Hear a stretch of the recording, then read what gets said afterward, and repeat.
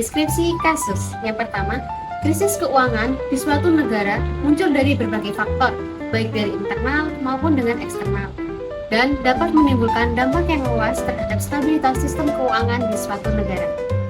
Beberapa contoh kasus yang pernah terjadi di Indonesia antara lain, yang pertama, krisis moneter tahun 1997 sampai dengan 1998. Krisis ini dipicu oleh devaluasi mata uang Baht Thailand yang kemudian menyebar ke negara-negara Asia lainnya termasuk Indonesia sendiri. Krisis ini mengakibatkan kejatuhan nilai tukar rupiah, inflasi tinggi, dan krisis perbankan. Yang kedua, krisis keuangan global tahun 2008. Krisis ini bermula dari krisis subprime mortgage di Amerika Serikat yang kemudian menyebar seluruh dunia. Krisis ini mengakibatkan penurunan pertumbuhan ekonomi global termasuk Indonesia. Yang ketiga, pandemi COVID-19 2020 sampai dengan 2021. Pandemi ini menimbulkan dampak yang sangat besar terhadap perekonomian global, termasuk Indonesia sendiri. Pembatasan kegiatan ekonomi mengakibatkan penurunan aktivitas bisnis, peningkatan pengangguran, dan tekanan terhadap sektor keuangan.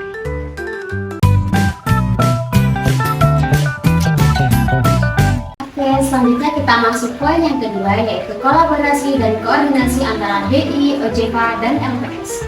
Dalam menghadapi krisis keuangan, BI, OJK, dan LPS memiliki peran dan tanggung jawab masing-masing, namun juga perlu untuk berkoordinasi dan berkolaborasi secara efektif. Bank Indonesia atau BI bertanggung jawab untuk menjaga stabilitas moneter dan sistem pembayaran. Dalam menghadapi krisis, BI dapat melakukan berbagai tindakan seperti menurunkan suku bunga, menyediakan likuiditas, dan melakukan intervensi di pasar valuta asing. Yang kedua, Otoritas Jasa Keuangan atau OJK bertanggung jawab untuk mengatur dan mengawasi sektor jasa keuangan termasuk perbankan, pasar modal, dan industri keuangan non-bank. Dalam menghadapi krisis, OJK dapat melakukan berbagai tindakan seperti memperketat pengawasan, memberikan relaksasi peraturan, dan melakukan restrukturisasi bank. Lembaga Penjamin Simpanan atau LPS bertanggung jawab untuk menjamin simpanan nasabah perbankan. Dalam menghadapi krisis, LPS dapat melakukan berbagai tindakan seperti membayarkan klaim penjaminan, melakukan resolusi bank, dan menjaga kepercayaan masyarakat terhadap sistem perbankan. Koordinasi antara BI, OJK, dan LPS dilakukan melalui berbagai forum seperti Komite Stabilitas Sistem Keuangan atau KSSK.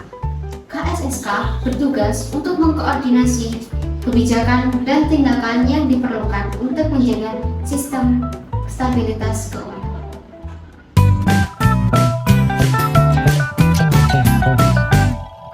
Poin yang ketiga, studi kasus krisis keuangan dan respon regulasi.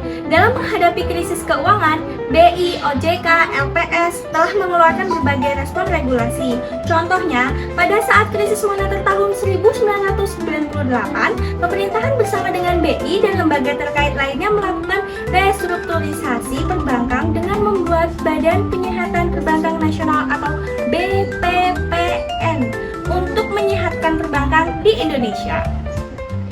Pada saat krisis keuangan global tahun 2008, BI menurunkan suku bunga dan menyediakan likuiditas, sementara OJK memperketat pengawasan dan memberikan relaksasi peraturan.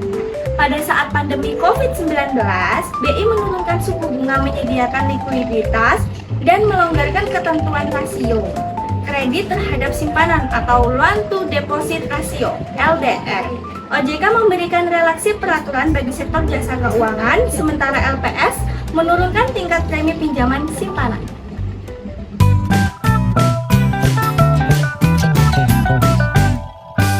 Oke, kita masuk ke poin yang keempat, evaluasi dan implikasi. Sinergi antara BI, OJK, LPS telah terbukti efektif dalam menghadapi krisis keuangan.